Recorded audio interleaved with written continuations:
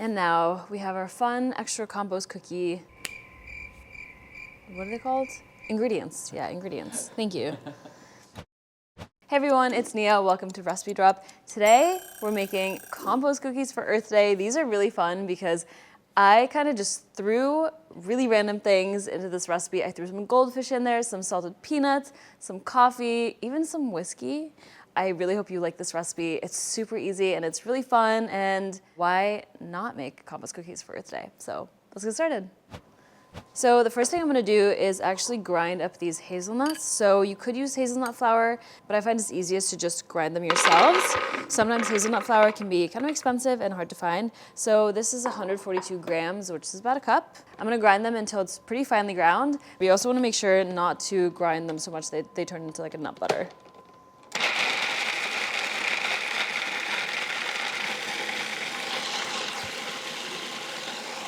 I'm gonna pause it and see. Okay, a little bit more. You can start to see that it starts to get more like liquidy or like mushy. Kind of want to stop now to make sure that it doesn't all get like that. And then now you can also see too, before we had more large pieces, but here we have kind of like, you can tell it's pretty finely ground at this point. And if you have some bigger pieces, that's fine. Even the bigger pieces are gonna add a lot of flavor. So here I have 2 cups of all-purpose flour. Just gonna mix together the dry ingredients. So add in all the hazelnut flour. Sometimes, if I don't wanna clean extra bowls, I actually don't always mix my dry ingredients together, but for the sake of this video, that's what I'm gonna do. And it does also help to, make sure that all the dry ingredients are blended together evenly. So now I'm gonna add in 3/4 of a teaspoon of baking soda. Baking soda is gonna react with the brown sugar in the recipe, and it's also gonna help to let the cookies spread out. Oops.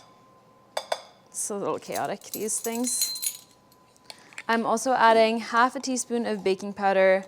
I'm not gonna add that much because I don't want them to rise that much. One ingredient that I almost always use when I bake cookies is cornstarch. It helps to absorb any extra moisture in the cookies and also helps to make them nice and chewy. So I did 1 tablespoon of cornstarch. The cornstarch does also help to prevent spreading. And now I'm adding 3/4 of a teaspoon of kosher salt. I am actually using unsalted butter for this recipe. I prefer to bake with salted, not gonna lie, but unsalted is usually what we have. So if you are using unsalted butter, make sure to start with a little bit less salt. So you could start with 1/2 teaspoon instead of 3/4. Okay, so we have our dry ingredients here. Now we're moving on to our wet ingredients. So I'm gonna start by creaming together the butter and sugar. So I have 2 sticks, which is 1 cup of unsalted butter. It's really important to use room temperature. Ooh, these are actually not that soft. But it's really important to use room temperature ingredients when baking because it just makes it a lot easier for the ingredients to blend together into a smooth batter. So you can use a stand mixer. I'm using an electric mixer. I feel like that's what most people have at home. It's also the easiest. I'm just gonna cream this together until, you know what?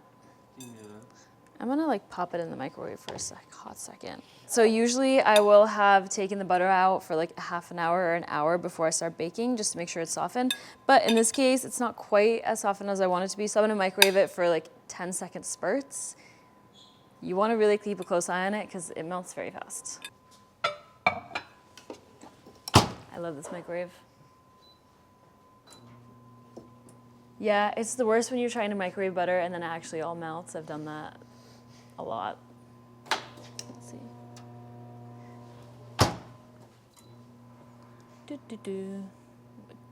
1,000 watt. I don't know what that really means, but. Oh, all right, it's nice. You want to be able to just push your finger in it really easily. That actually was 30 seconds, so depends on your microwave, I guess. So we have our butter. I'm gonna cream this first.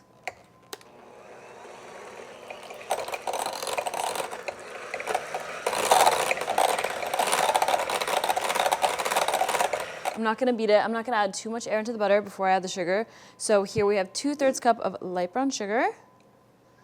and 2/3 cup of white sugar. I mean, it's not a secret that the perfect ratio for a cookie is half brown sugar and half white sugar. I like to use brown sugar a lot. Sometimes I like to use more brown sugar because brown sugar is hygroscopic, which means it attracts more water and is gonna make the dough slightly wetter.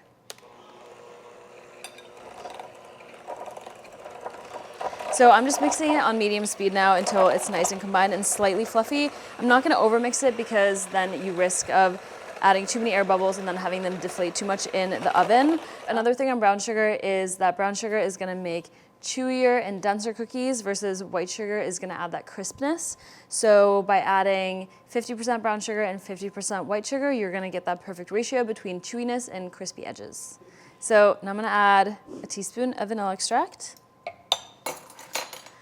Sometimes I add more. I love vanilla in my chocolate chip cookies. It's really hard to go overboard with vanilla, honestly. And my secret here for these cookies is a little bourbon whiskey. So if you don't want to use whiskey, you could substitute for maple syrup instead. That also adds kind of like a nice rich flavor. And 2 tablespoons here makes it so doesn't add like an overpowering whiskey flavor. So even if you don't love the alcohol flavor, then it still is like a really nice balance with the rest of the ingredients. So now I have 2 eggs. I'm actually only gonna use 1 whole egg, and then I'm gonna use only the egg yolk of the second egg. And this is because egg yolks add a really nice rich flavor to cookies. So we're sticking with just the 1 egg and the singular egg yolk.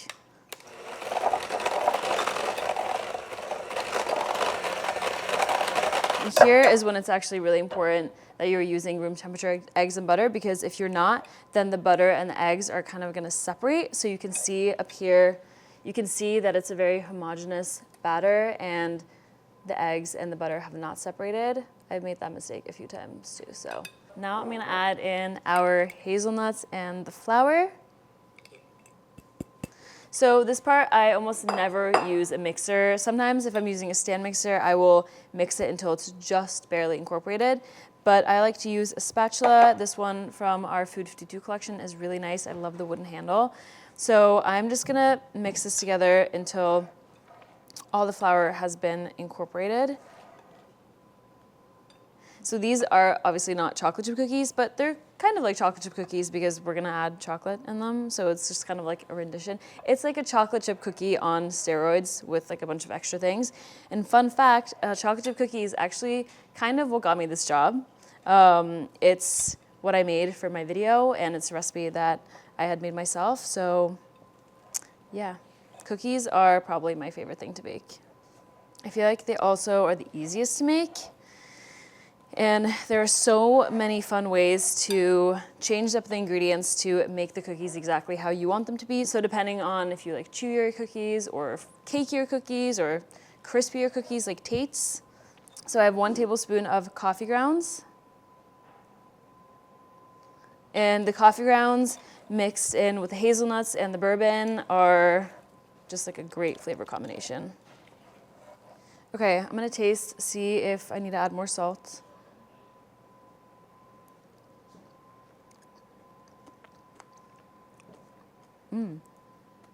Yum. Alvin, you want to taste? I feel like maybe a tad more salt. Oh, sorry, I just like gave you the whole thing. Always the best. Probably a little bit more A salt. little more salt, yeah. Cool. So I'm gonna add another 1/4 of a teaspoon of salt. Salt in baking is so important because it helps to bring out all the flavors, especially when you're baking with some more savory ingredients. Well, I don't know if bourbon would be considered savory, but there's a lot of things going on in here, so we want to make sure to bring all the flavors out of everything. I also really like my desserts a little bit on the salty side, especially when there are things like chocolate and hazelnuts, which can sometimes add like a nice like nutty caramelized flavor. So now that we have our dough, I'm gonna chop up some chocolate. These are compost cookies, so use literally whatever chocolate you have at home. If you have semi-sweet chocolate chips, that's great. If you have 3 different bars like me, that's also great. I am for sure gonna use this dark chocolate almond sea salt. And I wanted to use a milk chocolate, but now I can't decide if I want to use a toffee almond or just the regular, but I think I'm just going to use the regular milk chocolate. Tony's is the best. Shout out Tony's. So because we're using 2 different types of chocolate and because we have so many other fun things that are going in the cookies, I am not going to use a ton of chocolate. You know what? I'm going to use all of that. You can't really have too much. I'm going to cut it into little chunks. And the thing I really like about using chocolate bars versus chocolate chips in cookies is that you get all the different sizes, and then you have different sizes of like pools of chocolate, which is nice. So yeah, so you have the big pieces, which is going to create like a really nice big pool of chocolate. And then you have these small little almost crumbs that are going to get dispersed throughout the dough, and it's just going to make the whole cookie taste even more chocolatier, which I love. So we got our milk chocolate, and then we got our almond dark chocolate as well. My favorite thing is when cookie recipes include like 3 different types of chocolate, and there's dark chocolate, milk chocolate, and then there's also one that's not very sweet, so like a super dark chocolate. I think that's really nice, especially if the cookie's on the sweeter side.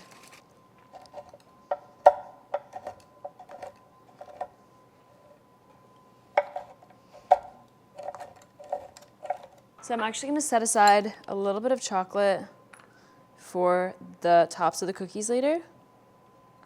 Bench scraper, best kitchen tool ever. Add in the dark chocolate. The bench scraper also helps to get up all those little crumbs on the bottom. Milk chocolate.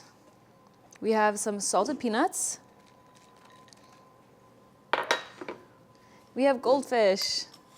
I know you might think that this sounds weird, but the chocolate and cheese combination is really good.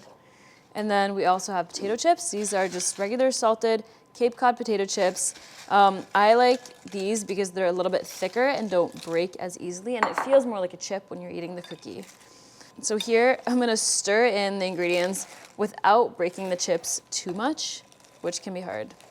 When I was deciding what to add to these cookies, I was kind of thinking like, okay, what would you have at an adult like happy hour? Maybe not goldfish necessarily, but you have the alcohol, you have the coffee, because when do we not need coffee? We have the chips, something salty, and then the chocolate, the almonds in the chocolate. Yeah, I think it's a good combination. And then the goldfish make it a little more fun. Oh, I also have salted peanuts. But yeah, you could use pretzels, you could add M&Ms, really anything. Okay, so we have 2 baking sheets for this. I'm gonna put this one aside for now. So now I'm gonna scoop out all the cookie dough into little balls. You could chill the dough before scooping them into balls, but I like to do this first because I find it's a lot easier to shape them into balls before the dough hardens. I'm gonna freeze these for about 30 minutes until they're solid. If I have time, I like to let my cookie dough sit in the fridge for a few hours just for flavor development. Believe it or not, it makes a huge difference the longer you let your cookie dough sit. So letting them harden also prevents them from spreading too much in the oven. What's happening is that the butter is solidifying, which just makes it so that the butter melts a little less quick in the oven. And then the edges of the cookie really have time to set before the cookies spread too much. We got 12 cookies. I am gonna add some goldfish and more chocolate and peanuts to the top. I'm gonna stick the goldfish right into the cookie. It kind of looks fun when it looks like they're like swimming into the cookie. A little more chocolate.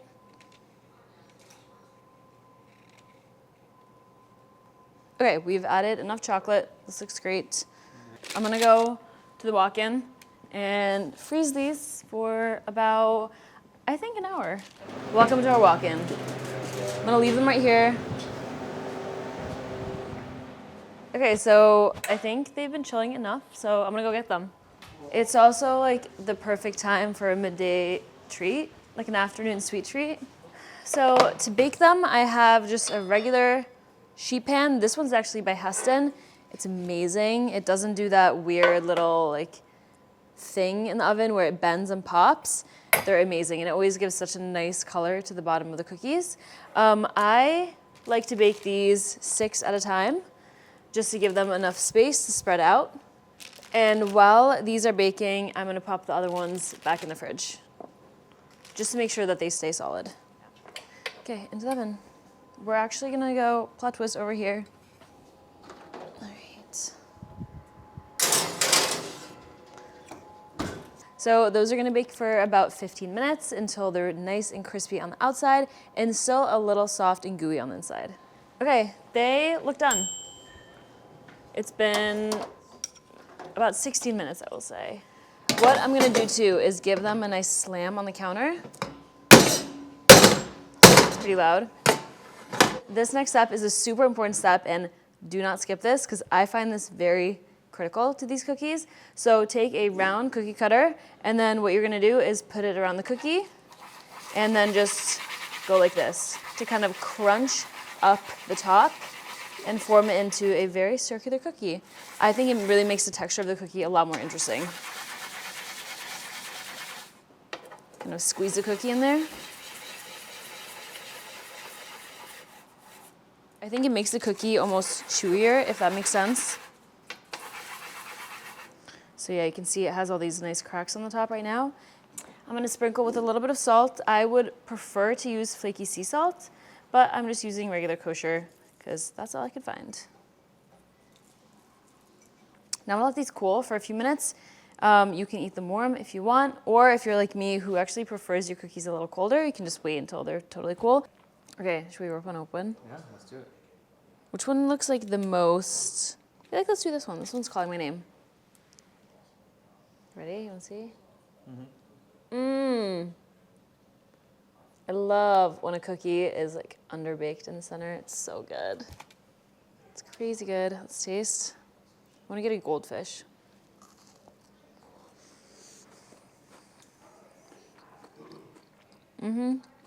Delicious. I love the goldfish in there. I think it's so fun. I love like the cheesiness with the chocolate and the saltiness and the nuts. Yeah, I love this cookie. Okay, I'm gonna cut them up into little pieces. It's Monday, so there's not that many people in the office right now, but I'm gonna bring them around and see if anybody wants to try. I think my favorite thing that I put in this cookie is the dark chocolate with almonds because I love that. Like a salted almond chocolate is so good. So I'm actually putting these cookies on our new Maple outdoor dining plates. The great thing about these is that they're microwave safe, which is very unusual because usually any type of outdoor stuff is made out of just plastic, so it would just melt. But they're really nice, so I feel like they're nice to even use for inside as well. Let's go mobile with these and see who we can get to taste. Caesar or Alvin, either of you guys want to try? Why not? Wait, which one do I want? I know, it's hard. You want like one with many different things in it. Best one is fresh. Yeah, warm. If your Cheez-Its for me. Cheez-Its would be good in it. Yeah. Aaron? Oh, only It's I always get you. the cookies. Everyone's welcome to eat the Yeah. cookies. Oh my gosh, you cut them up for us. They look so good. I'm definitely going for the one with the goldfish right on top. And yay. Okay. Cheers. That's the beauty of the table. Need this new dinner plate. Yeah. This is great. Thank you. Indoor Thank and you. outdoor use. Not gonna like it. Paul, I feel like you want a cookie. Yes. Oh my god. Thank you. Are these the dumpster cookies or whatever? They are the dumpster cookies. The goldfish dumpster cookies. Thank you. Oh my god, happy birthday. Thank you. Thanks for watching Food52. Like, comment, subscribe. Go make this cookie.